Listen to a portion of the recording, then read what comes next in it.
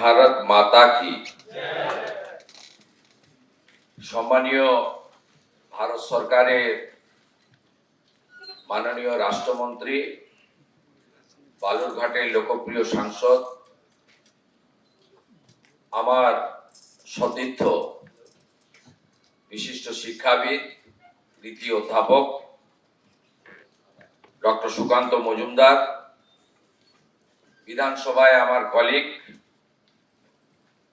কাশীপুর বেলগেছিয়া কেন্দ্র থেকে জনগণের আশীর্বাদে নির্বাচিত বিধায়ক মাননীয় Ritesh Tiwari, honourable general manager Eastern Railway, honourable DRM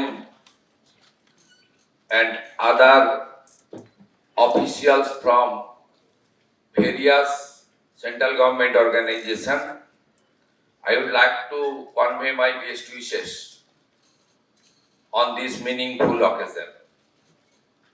আমাদের যারা আজকে রোজগার মেলায় মাননীয় প্রধানমন্ত্রীজির শুভাশিস গ্রহণ করে যোগ্যতার সঙ্গে ভারতবর্ষের নবনির্মাণে যুক্ত হচ্ছেন, তাদের প্রত্যেককে আমি অন্তর থেকে শুভেচ্ছা অভিনন্দন জ্ঞাপন করি। আপনারা এর আগে আমার আগের যিনি বক্তা, তিনি ইতিমধ্যে অনেকগুলি এই ধরনের রোজগার মেলায় উপস্থিত হয়েছেন ভারত সরকারের মন্ত্রী হিসেবে, এবং তিনি খুব স্পষ্টভাবে তার অভিজ্ঞতার ভিত্তিতে এখানে বক্তব্য রেখেছেন যে মাননীয় প্রধানমন্ত্রী নরেন্দ্র মোদীজির নেতৃত্বে, উদ্যোগে, ইচ্ছায়, স্বচ্ছতার সঙ্গে যেভাবে মেধাযুক্ত ভবিষ্যৎ প্রজন্মের আমাদের যুবক যুবতী ভাই বোনেদের কর্মসংস্থানের সুযোগ তারা পাচ্ছেন, তার ফলে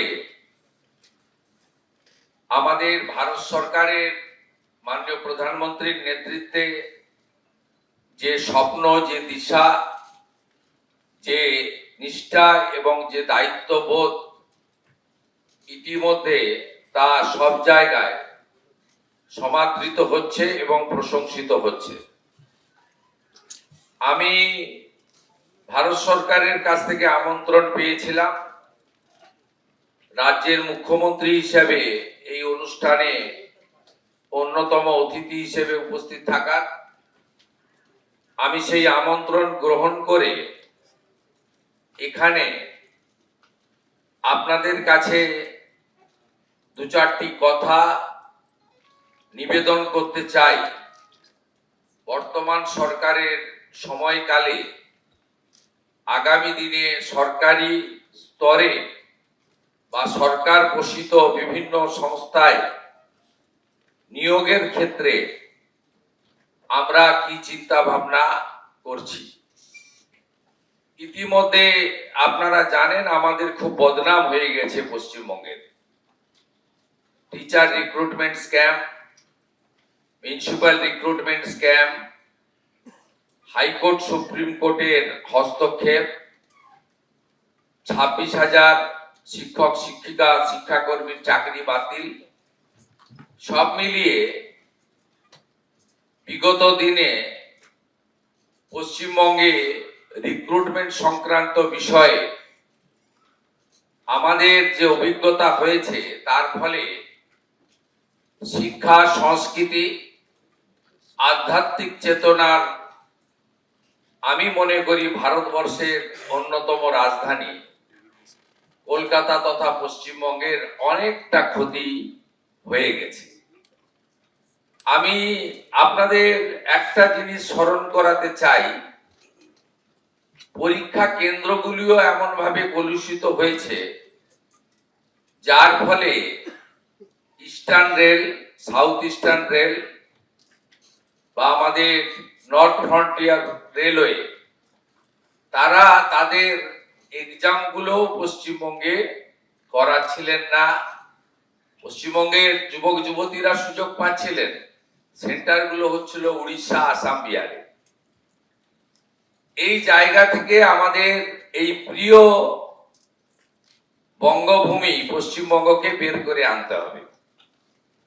খুব উৎসাহজনক ভারত সরকারের নিয়োগ প্রক্রিয়া এবং দেশের সর্বোচ্চ নেতা মাননীয় প্রধানমন্ত্রীর হাত দিয়ে, তার উপস্থিতিতে এই ধরনের রোজগার মেলার মধ্য দিয়ে আমাদের অ্যাপয়েন্টমেন্ট ডিস্ট্রিবিউশন, এটা নীরবে করা যেত, কিন্তু নীরবে না করে করার মধ্য দিয়ে যারা নিয়োগ প্রক্রিয়াকে কলুষিত করছেন, যারা নিয়োগ প্রক্রিয়াকে দূষিত করছেন, তারাও এই ধরনের প্রক্রিয়ার মধ্য দিয়ে নিজেদেরকে সংশোধিত করবেন আর অন্যরাও শিখবেন। এটাও একটা তার বড় দৃষ্টান্ত বলে আমি মনে করি। প্রথমত মাননীয় প্রধানমন্ত্রীকে ধন্যবাদ জানাবো। দেশের শিক্ষিত, মেধা সম্পন্ন, ওয়েল এডুকেটেড ইয়াং জেনারেশনকে তিনি ভারতবর্ষের নবনির্মাণ অর্থাৎ 2047 আমাদের দেশ যে বিকশিত ভারত হবে তার লক্ষ্যে এই নির্মাণে যুক্তকরণ করছেন।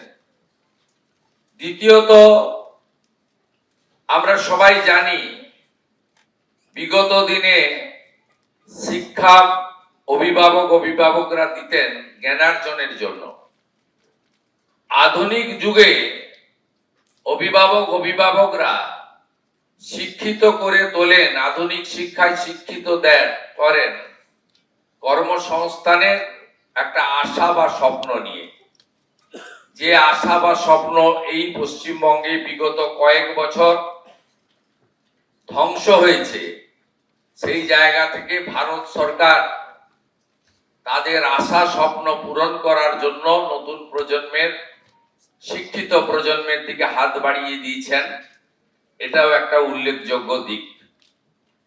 আমি প্রথমবার এই ধরনের কেন্দ্রীয় সরকারের আমাদের রোজগার মেলার কর্মসূচিতে উপস্থিত হয়েছি। যদিও আমি রাজ্যের বিরোধী দলনেতা হিসেবে বিগত দিনে ভারত সরকারের তথা রেলের নানা কর্মসূচিতে আমাকে সম্মানের সঙ্গে তারা ডেকেছেন এবং আমি উপস্থিত ছিলাম। এখান থেকে আমি একটা কথাই ঘোষণা করতে চাই, আগামী দিনে রাজ্য সরকারের নিয়োগের ক্ষেত্রে কেন্দ্রীয় সরকারের রেলওয়ে রিক্রুটমেন্ট বোর্ড সহ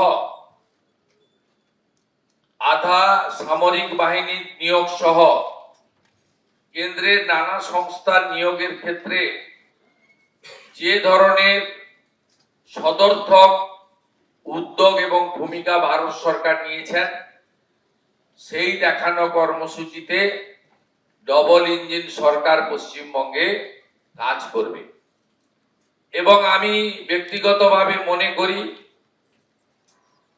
যে ওএমআর ভিত্তিতে যে লিখিত পরীক্ষা হয় তার কার্বন কপি প্রত্যেকটি পরীক্ষায় বসা যুবক যুবতীকে দেওয়া উচিত। আমি দায়িত্ব নেওয়ার পরে আধিকারিকদের জিজ্ঞেস করেছিলাম পশ্চিমবঙ্গে কিভাবে রিক্রুটমেন্টের পরীক্ষা হয়। তারা আমাকে বলল ওএমআর পদ্ধতিতে হয়, কিন্তু কার্বন কপিটা খাতার সঙ্গেই থেকে যায়, কেউ নিয়ে যায় না, থাকে carbon copy. It's a very bad practice. Mala fide intention, nepotism, corruption, এই যে ওয়ার্ডগুলো আছে এগুলোকে এনকারেজ করার জন্যই এই ধরনের একটা উদ্যোগ বা একটা মানসিকতা কাজ করেছে।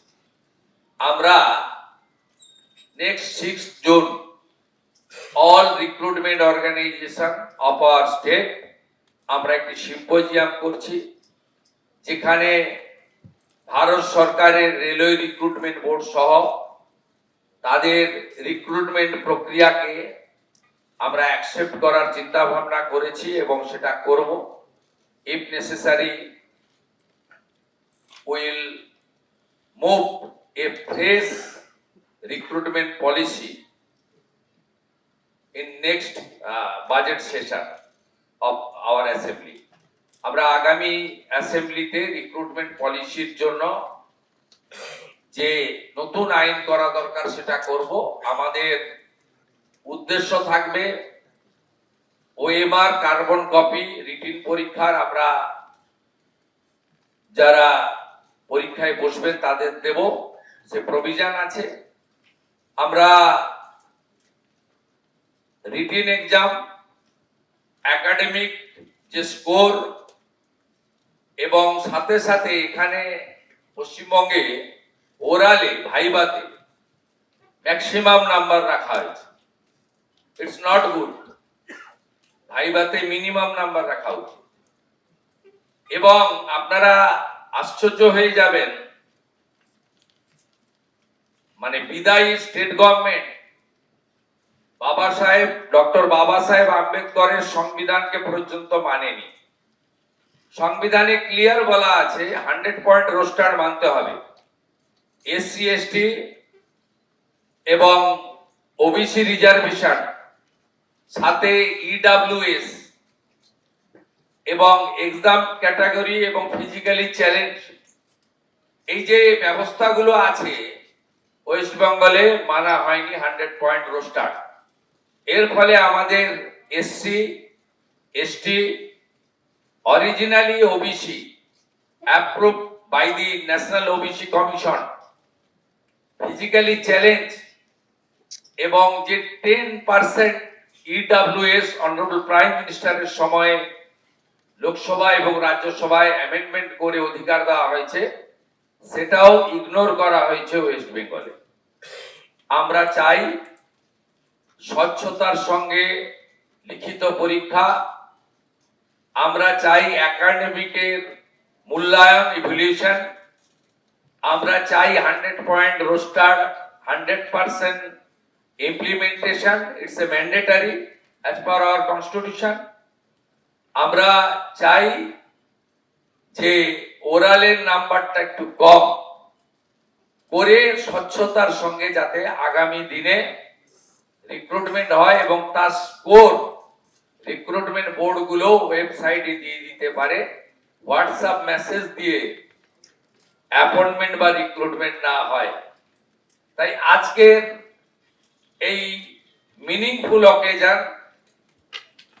ইম্পর্টেন্ট অকেশন, যেখানে more than 50,000 unemployed educated youth will get the opportunity to serve our nation, এই ইম্পর্টেন্ট মঞ্চকে আমি খানিকটা ইউজ করে on behalf of the West Bengal State Government, our vision, our aim, our object, আমি খানিকটা আপনাদেরকে তুলে ধরার চেষ্টা করলাম।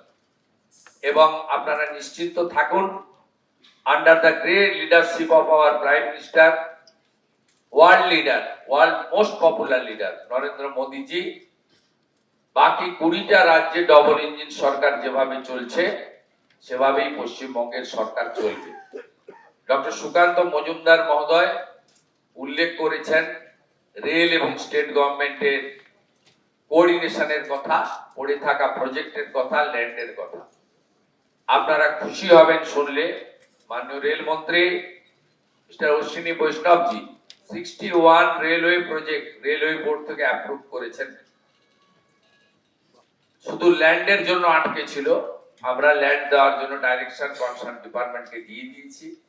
61টা নতুন railway project including Hili maximum হয়ে গেছে, আর একটু বাকি রয়েছে, including my Nandigram also. 6 acre জমি রাজ্য সরকার দেয়নি, 74 একর জমি রেল পুরো মাত্রায় কাজ করছে। এরকম অসংখ্য আছে। আমরা এগুলো ইতিমধ্যে ডবল ইঞ্জিনের টেস্ট পশ্চিমবাংলার পিপল পাবে। আপনাদের জোকা থেকে দমদম মেট্রো মাত্র 666 মিটার চিংড়িঘাটাতে যে আমাদের বটল ছিল, যে জটিলতা ছিল, সেটাও আমরা ক্লিয়ার করে দিয়েছি।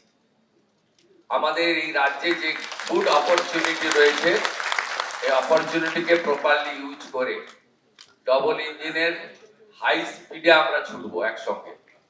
এখানে central government organisation, state government organisation একসঙ্গে কাজ করবে এবং বিকশিত ভারত তখনই সম্পূর্ণ হবে যখন ডক্টর শ্যামাপ্রসাদ মুখার্জির পশ্চিমবঙ্গ বিকশিত হতে পারবে। যে অপরচুনিটি আপনারা আমাদের দিয়েছেন, আমরা সার্ভ করব। আজকের এই ইম্পর্টেন্ট মিনিংফুল অকেজনে আমাকে ডাকার জন্য, কিছু বলার সুযোগ করে দেওয়ার জন্য আমাদের আয়োজক nodal organisation, general manager Eastern Railway and DRM Sealdah, मैं मेरा दिल से आभार प्रकट करते हुए मेरा बात यही खत्म करता हूँ। नमस्कार, जय हिंद। এবিপি আনন্দ, এগিয়ে থাকে, এগিয়ে রাখে।